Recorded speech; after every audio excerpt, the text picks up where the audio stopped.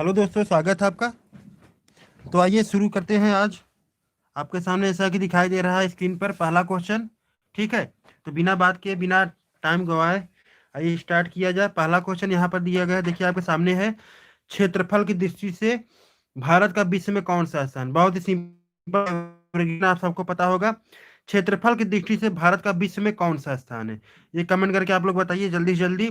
Option A है 3, option B है 6, option B C है 7 और ऑप्शन डी है 9। बताइए जल्दी जल्दी। क्षेत्रफल की दृष्टि से भारत का विश्व में कौन सा स्थान है? ठीक, कमेंट करिए जल्दी जल्दी और तुरंत बताइए। बताइए, तब तक मैं आपको कुछ और आंसर, कुछ और इसके बारे में बता रहा हूँ। तब तक आप लोग कमेंट करके आंसर बताइए, क्योंकि अभी तक किसी का आंसर अभी आया नहीं है। ठीक, जल्दी जल्दी कमेंट करके बताइए। हाँ देखिए, हाँ देखिए सी है। ठीक है, सब लोग सही बता रहे हैं, सी है। और देखिए, सबसे पहले इस लिंक को सबसे ज़्यादा शेयर करें ताकि और सब का फायदा हो जाए। ठीक है, तो ये देखते हैं। देखिए, क्षेत्रफल की दृष्टि से अगर बात करें तो भारत का जो विश्व में स्थान है वो 7वां है। तो प्रश्न ये उठता है कि पहला स्थान किसका है? तो पहला स्थान याद रखिएगा मित्रों, रूस। ठीक है, एक ट्रिक होता है, इसको याद याद कर लीजिएगा। रुक, ये करके होता है ना, रुक चाणक्य, चाणक्य बाजी मार लिया भारत। ये एक ट्रिक है, बाजी मार लिया भारत। ठीक, याद रखिएगा एक ट्रिक में से। देखिए, रुक से मतलब, रूस मतलब होता है रूस। ठीक, एक होता है रूस, ये पहले स्थान पर है। दूसरे स्थान पर आपका है कनाडा। ठीक है, कनाडा। फिर उसके बाद देखिए, तीसरे स्थान पर पहले तो चीन था। ठीक है, लेकिन अब वर्तमान में अगर बात करूं तो अब अमेरिका हो गया है। ठीक है, इसको याद रखिएगा। अमेरिका के बाद तब जाकर चीन है। चीन के बाद आपका ब्राजील आएगा। ब्राजील के बाद आपका क्या आएगा? ऑस्ट्रेलिया आएगा, लिया से ऑस्ट्रेलिया। और फिर 7वें नंबर हो जाएगा। ठीक है, तो 8वें नंबर कौन है? 8वें नंबर पे याद रखिएगा अर्जेंटीना है। इसको याद रखिएगा, 8वें नंबर पर अर्जेंटीना है। तो ये क्रम याद रखिएगा। रूस हो गया, कनाडा हो गया, इसके बाद तीसरे नंबर पे बहुत ध्यान दीजिएगा, बहुत से लोग कंफ्यूजन में होते हैं। बहुत से लोग चीन को तीसरा स्थान मानते हैं। चीन का पहला, इसके पहले करीब 1.5 साल पहले चीन का तीसरा स्थान था, लेकिन अब अमेरिका हो गया है। इसमें कुछ पोर्शन जुड़ गए हैं। उसके बाद चौथे नंबर पर आपका आता है चीन। फिर 5वें पर आता है आपका ब्राजील। फिर छठे पे आपका आता है ऑस्ट्रेलिया। 8वें पर है आपका अर्जेंटीना। ठीक है, तो ये मैंने क्रम से आपको बता दिया है। अब इसको याद कर लीजिएगा, एक बार दो बार देखेंगे तैयार हो जाएगा। ठीक है, घबराने की बात नहीं है। सब चीजें आसान है, कोई चीजें कठिन नहीं है। चलिए नेक्स्ट, समझ में आई ये बात?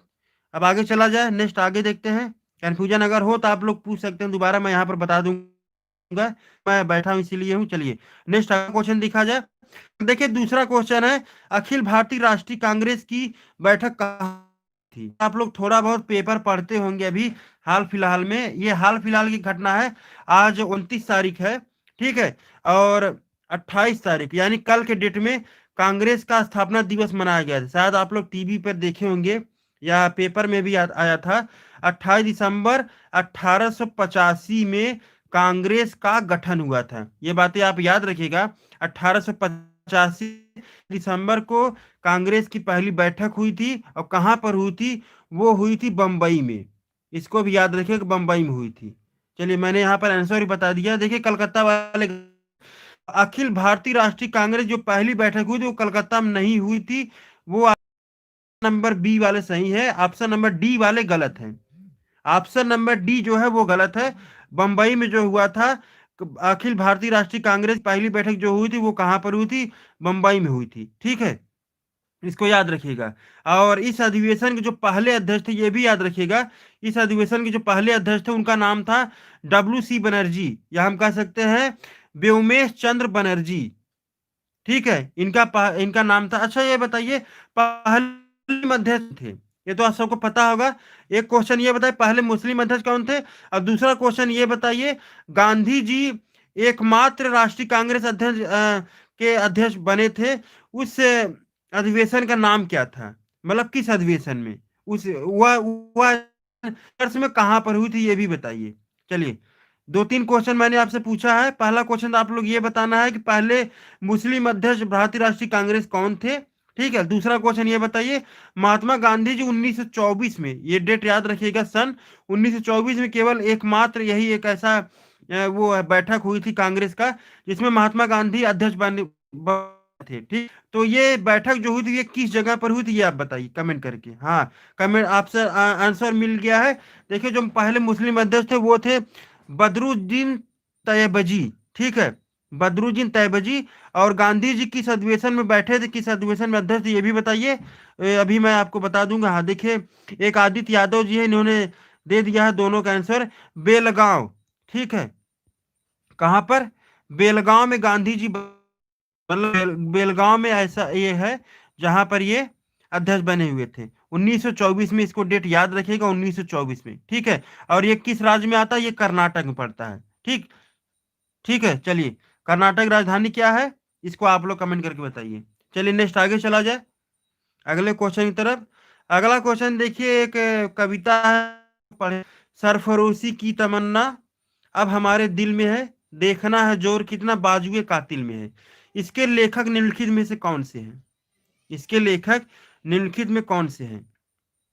बिस्मिल्लाह अजीमाबाद, अल्लामा इकबाल, मौलाना अबुल कलाम आजाद या खुसरो, आप लोग बताइए।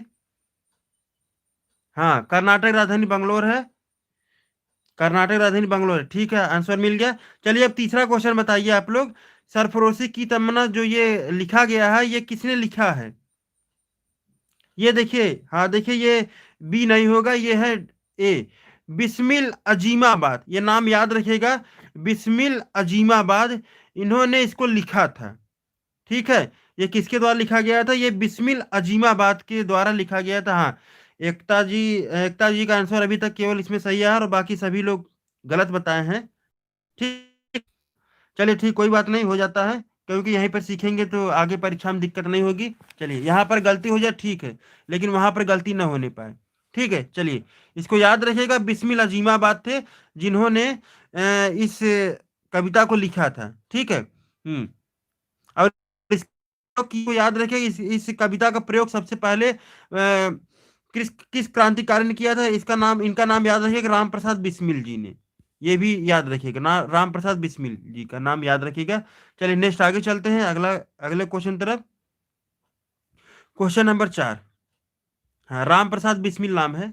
चलिए, क्वेश्चन नंबर 4 है, देखिए, शैक्षिक सुधार शैक्षिक सुधार हेतु राष्ट्रीय शिक्षा नीति कब लागू की गई थी? बहुत ही सिंपल सा एवरग्रीन क्वेश्चन है, अगर आप लोग थोड़ा बहुत पढ़े होंगे शिक्षा के बारे में तो आपको पता होगा। शैक्षिक सुधार हेतु राष्ट्रीय शिक्षा नीति कब लागू की गई थी? 1986 में, 1987 में, 1998 में, या 2006 में, 2006 में। ठीक है, हाँ देखिए, बहुत से लोग सही जवाब, सभी लोग सही जवाब दे रहे हैं। देखिए, डी नहीं होगा, मनीषा सरोज जी, ये डी नहीं होगा, यहाँ पर होगा 1986। ठीक है, याद रखेगा, ये 1986 में क्या हुआ था, शिक्षा के क्षेत्र में सुधार हेतु राष्ट्रीय शिक्षा नीति लागू की गई थी। कब लागू की गई थी? 1986 में। चलिए, इसको याद रखेगा, और इसी नीति के तहत ये भी डेट, ये भी याद रखेगा, 1986 राष्ट्रीय शिक्षा नीति के तहत ही 1987 में क्या हुआ था, ऑपरेशन, कौन सा ऑपरेशन था, याद है? कौन सा ऑपरेशन था, बताइए। 1987 में एक ऑपरेशन चला गया था 1986 के राष्ट्रीय शिक्षा नीति के तहत। चलिए, मैं ही बता दे रहा हूं, ऑपरेशन ब्लैक बोर्ड की स्थापना की गई थी। किसकी स्थापना की गई थी? ऑपरेशन ब्लैक बोर्ड की स्थापना 1986 के राष्ट्रीय शिक्षा नीति के तहत की गई थी। ऑपरेशन ब्लैक बोर्ड की स्थापना की गई थी, कब की गई थी? 1987 में। ठीक, चलिए, ओके, आगे चलते हैं। और हाँ, एक बात और याद रखिएगा, अभी हाल ही में राष्ट्रीय शिक्षा नीति, नई शिक्षा नीति लागू हुई है, पता है ना, राष्ट्रीय शिक्षा नीति, अभी नई शिक्षा नीति लागू हुई है 2020 में। ठीक है, 2020 में हमारे वर्तमान प्रधानमंत्री मोदी जी के द्वारा नई शिक्षा नीति लागू की गई है, इसको याद रखिएगा। तो यहां से क्वेश्चन बैकग्राउंड जाकर पूछ सकता है कि जो पहली शिक्षा नीति थी वो कब लागू हुई थी। उसको याद रखिएगा, जो पहली शिक्षा नीति थी, डेट मैं आपको बता रहा हूं, ये अभी लागू नहीं हुई, लेकिन मार्च अप्रैल तक संभवतः लागू हो जाएगा, लेकिन आज नहीं लागू होगा, 2021 से लागू हो जाएगा। लेकिन परीक्षा की दृष्टि मैं बता रहा हूं, जो पहली शिक्षा नीति थी वो आपका 1978 में लागू हुआ था। पहली शिक्षा नीति 1968 में। उस समय प्रधानमंत्री कौन थी? इंदिरा गांधी थी। उसके बाद जो दूसरी शिक्षा नीति थी ये लागू हुआ 1986 में। तब के प्रधानमंत्री कौन थे? राजीव गांधी थे। ठीक है। उसके बाद 2020 में तीसरी शिक्षा नीति लागू हुई। इस समय प्रधानमंत्री कौन है? मोदी जी है। तो ये भी याद रखिएगा, क्योंकि बैकग्राउंड में जाकर क्वेश्चन पूछ सकता है कि पहली शिक्षा नीति कब लागू हुई थी? ये हुई थी 1968 में, दूसरी शिक्षा नीति 1986 में, और तीसरी शिक्षा नीति जो अभी लागू हुई है ये हुई है 2020 में। ठीक है, ये सब याद रखिएगा। चलिए, क्लियर है? आगे चला जाए। नेक्स्ट आगे चलते हैं। वर्तमान में भारत में कौन सा मूल अधिकार नागरिकों को प्राप्त नहीं? ये तो बार बार, मतलब जब से मैं पढ़ा तब से कईयों बार मैं इसको बता चुका हूं कि कौन सा मूलाधिकार है जो भारतीयों को प्राप्त नहीं है। बहुत ही सिंपल सा क्वेश्चन है। स्वतंत्रता का अधिकार, मताधिकार, शोषण के विरुद्ध अधिकार, संपत्ति का अधिकार।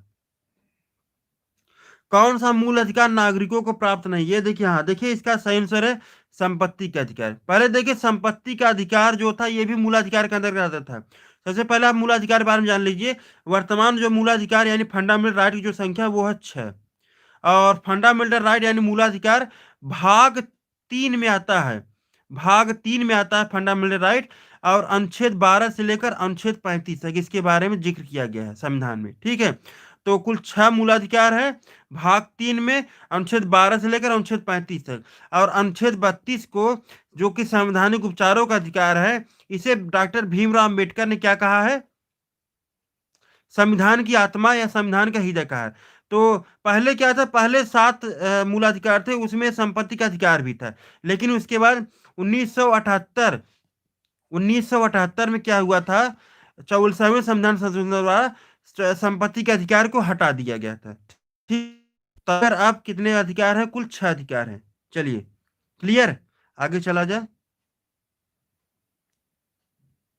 और संपत्ति के अधिकार को इस समय वर्तमान में 300 क में डाल दिया गया है, इसको भी याद रखिएगा। चलिए, नेक्स्ट आगे चलते हैं।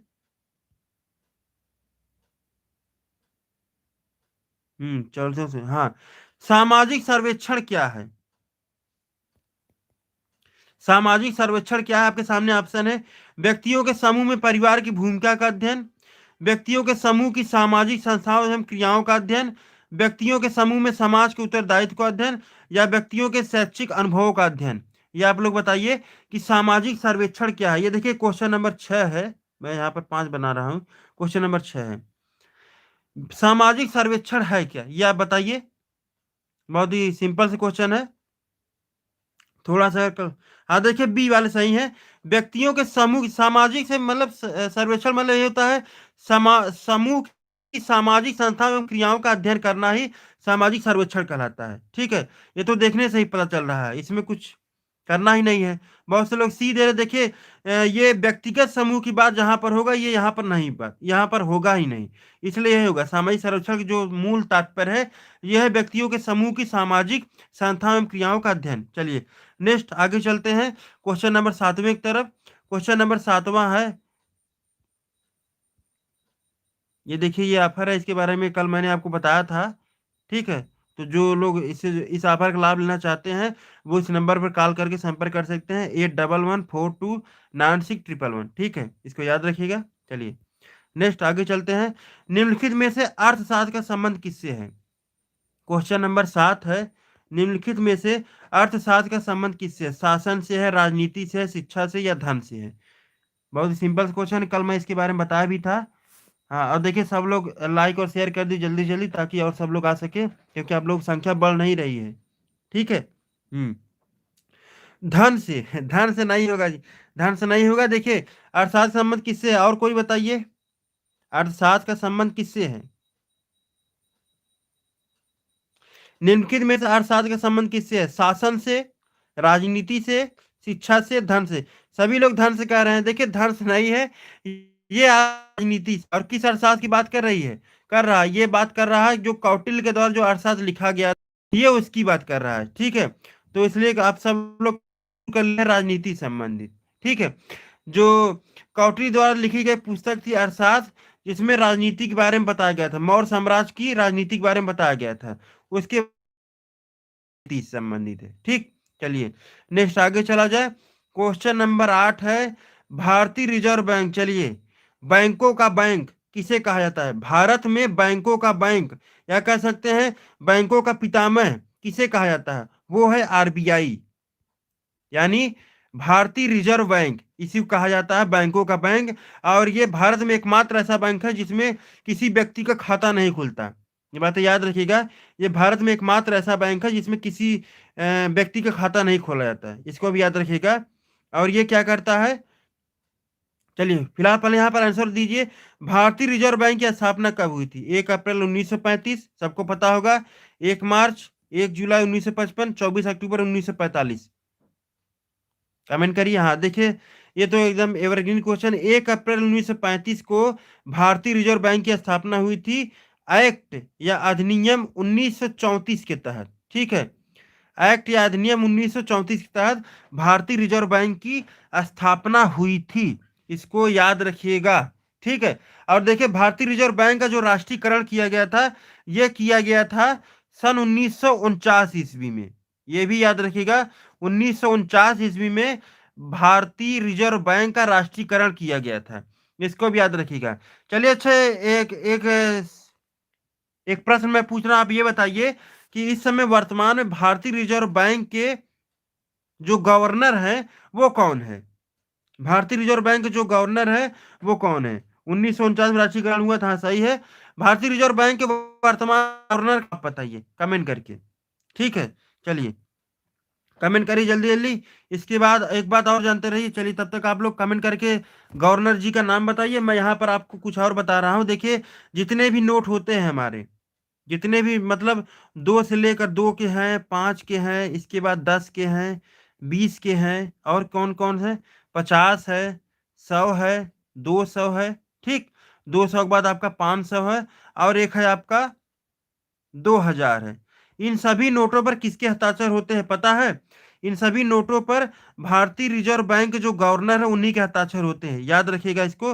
हाँ, शक्तिकांत दास, अमिताभ कांत नहीं, शक्तिकांत दास, ये वर्तमान में भारतीय रिजर्व बैंक के गवर्नर है। तो इन सभी नोटों पर किसके हस्ताक्षर होते हैं? गवर्नर के हस्ताक्षर होते हैं।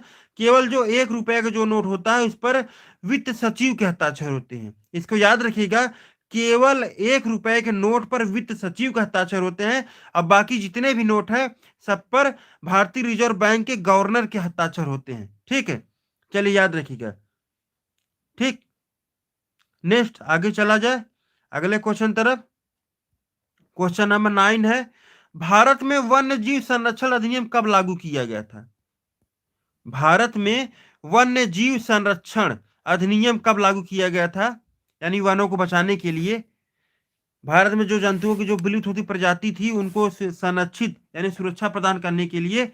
हाँ चलिए, 1972 में, 1975 में, 1985 में, 1992 में। बहुत ही सिंपल क्वेश्चन। हाँ, 1972 में हुआ था। चलिए, एक क्वेश्चन ये होगा, भारत में वन्यजीव संरक्षण अधिनियम 1972 में लागू किया गया था। एक क्वेश्चन आप ये बताइए कि भारत में जो टाइगर रिजर्व लाया गया था ये कब लाया गया था? किस सन में लाया गया था? मतलब टाइगर को बचाने के लिए जो अभियान चलाया गया था वो कब कब लाया गया था? ठीक है, आप बताइए। हाँ, 1973 में। ठीक है, बहुत सही। 1973 में टाइगर रिजर्व जो है वो 1973 में लाया गया था। ठीक है, इसको याद रखिएगा। चलिए नेक्स्ट आगे चला जाए अगले क्वेश्चन तरफ। क्वेश्चन नंबर आपका है 10वां क्वेश्चन। संसाधन संरक्षण की दिशा में नर्मदा बचाओ आंदोलन किसने शुरू किया था? बहुत ही एवरग्रीन क्वेश्चन है, ये आप सबको पता होगा। सुंदरलाल बहुगुणा ने, ठीक है, मेधा पाटकर ने, संदीप पांडे ने, या उमा भारती ने? कमेंट करिए। हाँ देखिए, बी है, मेधा पाटेकर जी। नर्मदा बचाओ आंदोलन की जो शुरुआत हुई थी मेधा पाटेकर जी के द्वारा की गई थी। कब की गई थी ये डेट याद रखेगा, 1980 में मेधा पाटेकर जी के द्वारा नर्मदा बचाओ आंदोलन की अभियान की शुरुआत की गई थी 1980 में। ठीक है, याद रखिएगा। चलिए अब आगे चला जाए। Next question number 11।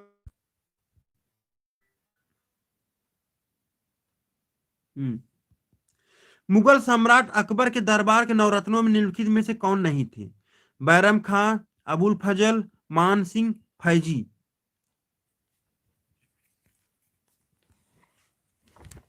बताइए कमेंट करके। मुगल सम्राट के दरबार के नवरत्न यानी कुल 9 रत्न थे, उनमें से 3 तो इसमें है, केवल एक नहीं है, ये आप बताइए। डी तो है, फैजी जी हैं, फैजी यहाँ पर है। देखिए ए, इसका सही आंसर ए होगा, बैरम खां ये नहीं है। चलिए मैं आपको थोड़ा रिवीजन करा दे रहा हूँ। जो मुगल वंश में जो नवरत्न थे, आप लोग शायद पढ़े नहीं होंगे कभी, आप आज उनके नाम आप लोग जान जाएंगे। देखिए 3 तो आपके सामने यहाँ पर दिए गए हैं। बैरम खां, ठीक है, हाँ बैरम खां। देखिए बैरम खां जो थे ये अकबर के संरक्षक थे, क्योंकि जब अकबर जब गद्दी पर बैठा था उस समय इसकी उम्र मात्र 12 साल थी। सॉरी, 12 नहीं, 42 पैदा हुआ था, हाँ 14 साल इसकी उम्र थी। ठीक है। इस, तो जो संरक्षक काम किया था वो किसने किया था? वो किया था किसने? वो किया था बैरम खान ने। तो ये तो संरक्षक था। और बाकी 3 अबुल फजल, मान सिंह, फैजी, ये तीनों भारत के अकबर के दरबार के नवरत्नों में शामिल थे। इसके अलावा कौन थे? इसके अलावा टोडरमल, ठीक है, टोडरमल जो कि अकबर के दरबार में ये नवरत्न शामिल था, और ये अकबर के दरबार में कृषि मंत्री और वित्त मंत्री भी था। कृषि मंत्रालय और वित्त मंत्रालय दोनों टोडरमल के अंतर्गत ही आता। इसके अलावा एक बहुत ही प्रसिद्ध नाम आप सब जानते होंगे, बीरबल। हाँ बीरबल था, इसको भी याद रखिएगा। बीरबल के अलावा और भी नाम है, अब्दुल रहीम खान खाना। पूछे किसके दरबारी कवि थे? वो अकबर के ही दरबारी कवि थे, तो रहीम भी ये थे। इसके अलावा हकीम हुकाम, ठीक है, कौन कौन? हकीम हुकाम। इसके अलावा मुल्ला दो प्याजा, ठीक। और आगे बात किया जाए तो तानसेन, ठीक। और एक है आपके भगवान दास। तो ये पूरे हो गए आपके 9 रत्न वो किसके? अकबर के, ठीक है। और जो ये बैरम खां था ये संरक्षक था, या इसको हम प्रधानमंत्री भी कह सकते हैं, ठीक है। अबुल फजल, फैजी, भगवान दास, मान सिंह, टोडरमल, बीरबल, तानसेन, अब्दुल रहीम खान खाना, मुल्ला दो प्याजा, हकीम हुकाम। तो ये कुल 9 रत्न हो गए। अब इसको याद रखिएगा, ठीक। चलिए नेक्स्ट आगे चला जाए, अगले क्वेश्चन तरफ। अगला क्वेश्चन है क्वेश्चन नंबर 12। सन 1878 की ईस्वी के वर्नाकुलर प्रेस एक्ट के माध्यम से ब्रिटिश सरकार ने क्या किया था? एक वर्नाकुलर वर्नाकुलर प्रेस एक्ट आया था, किसके द्वारा लाया गया था? ये लॉर्ड लिटन के द्वारा लाया गया था, इसको याद रखिएगा, लॉर्ड लिटन के द्वारा लाया गया था, ठीक है, 1878 में। इसके द्वारा सरकार ने क्या किया था? भारतीय भाषाओं समाचार पत्र प्रतिबंध लगा दिया था, शोषण की खुली छूट अंग्रेजों को दी गई, भारतीय प्रेस की स्वतंत्रता प्रदान की गई, या अंग्रेजी समाचार पत्रों पर प्रतिबंध लगा दिया था? बहुत ही सिंपल सा क्वेश्चन। हाँ देखिए इसका सही जवाब होगा भारतीय भाषाओं के समाचार पत्रों पर प्रतिबंध लगा दिया गया था, इसको याद रखिएगा। ठीक है। चलिए मैं थोड़ा सा देखिए लॉर्ड लिटन ने क्या किया था, वर्नाकुलर प्रेस एक्ट, इसके क्या किया, भाषाओं के जो समाचार पत्र थे उन पर अंग्रेजों ने प्रतिबंध लगा दिया था, ठीक है। और इसके जाने के बाद, मतलब लॉर्ड लिटन के बाद एक और आया, उसका नाम था लॉर्ड रिपन। लॉर्ड रिपन, इसने क्या किया, इसने जो भी ये वर्नाकुलर प्रेस सेक्रेटरी था इसको हटा दिया। इसलिए इसे क्या कहा था? इसे भारतीयों के प्रेस का मुक्तिदाता भी कहा जाता है। लॉर्ड रिपन को भारतीयों के या प्रेस का मुक्तिदाता किसे कहा? तो लॉर्ड रिपन कहा जाता है। और लॉर्ड लिटन जो है ये इसने क्या किया था? इसने समाचार भारतीय भाषाओं के समाचार पत्रों पर प्रतिबंध लगाया था, जिसका नाम था वर्नाकुलर प्रेस एक्ट, ठीक है, इसको याद रखिएगा। और फिर इस एक्ट को लॉर्ड रिपन ने 1882 में समाप्त कर दिया था। लॉर्ड रिपन, इसे प्रेसों का मुक्तिदाता भी कहा जाता है। चलिए क्लियर है, आगे चला जाए। नेक्स्ट आगे चलते हैं, अगले क्वेश्चन तरफ। नंबर है आपका क्वेश्चन नंबर 13। क्वेश्चन नंबर 13 चला जाए। क्वेश्चन नंबर 13 है, जनसंख्या नियंत्रण हेतु राष्ट्रीय जनसंख्या नीति की घोषणा कब की गई थी? क्वेश्चन नंबर 13 है, जनसंख्या नियंत्रण हेतु राष्ट्रीय जनसंख्या नीति की घोषणा कब की गई थी? आप लोग कमेंट करिए। 8 फरवरी 2000, 15 2000, 26 जनवरी 2001 या 26 दिसंबर 2004?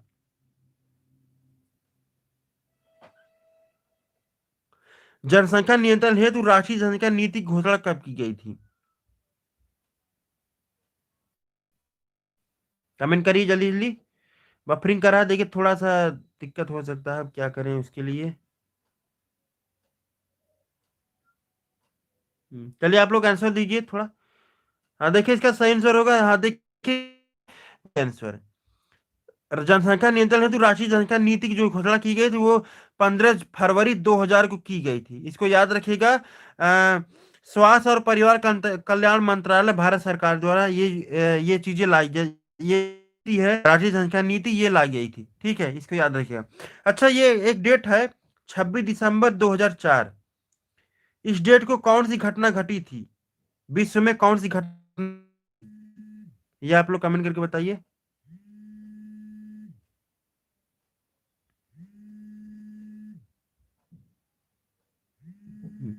चलिए नेक्स्ट आगे चला जाए अगले क्वेश्चन तरफ। Question number 14।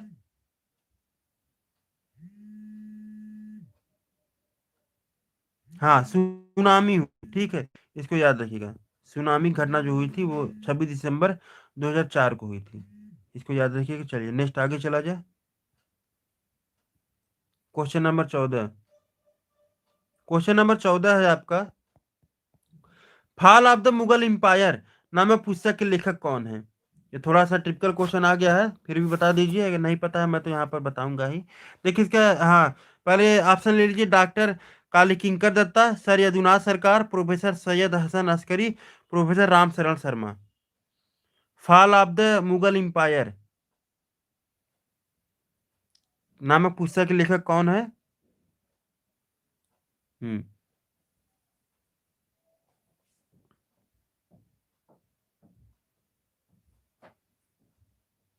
हाँ देखिए, इसका सही आंसर होगा सर यदुनाथ सरकार। मुझे पता है तो बहुत से लोग नहीं बता पाएंगे, सर यदुनाथ सरकार। ठीक है, चलिए नेक्स्ट आगे चलते हैं अगले क्वेश्चन तरफ।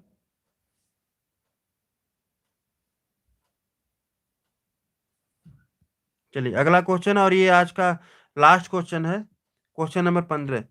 भोपाल गैस त्रासदी कब हुई थी? 1984, 1999 या 1994? बहुत सिंपल क्वेश्चन है। भोपाल गैस त्रासदी कब हुई थी? हम्म, जलील बताइए। भोपाल गैस त्रासदी थी, ये इसकी घटना कब हुई थी? ये 1984 में हुई थी। किस तारीख को हुई थी? ये तारीख भी आप लोग याद रखिएगा, 2-3 दिसंबर। ठीक है, ये घटना घटी थी। भोपाल गैस त्रासदी, ये मध्य प्रदेश पड़ता है, मध्य प्रदेश की राजधानी है ये। और जो ये त्रासदी हुई थी, जो गैस छूटा था, उस गैस का नाम क्या था? ये तो आप सबको पता होगा, MIC। ये अमेरिका अमेरिका की कंपनी थी, उसी गैस था ये। इसका नाम है मिसाइल आइसोसाइनाइड। हाँ, मिथाइल आइसोसाइनाइड इस गैस का नाम था, याद रखिएगा। एक बहुत ही भयानक त्रासदी उस समय हुई थी, काफी लोग मर गए थे। एक विषैली गैस थी, ठीक है, जिसमें हजारों लोग मृत्यु थी। भोपाल गैस त्रासदी, ठीक है। और इसका जो ये जो गैस है, इस गैस का नाम याद रखिएगा, मिसाइल आइसोसाइनाइड। क्या नाम? Methyl isocyanide. ठीक, चलिए 2 से 3 दिसंबर को थी 1984 में, भोपाल गैस त्रासदी। चलिए, तो ठीक है, जैसा भी लगे ये वीडियो, अगर पसंद हो तो लाइक और शेयर जरूर कर दीजिएगा। ठीक है, तब तक चलिए मिलते हैं नेक्स्ट अगले दिन। तब तक के लिए धन्यवाद।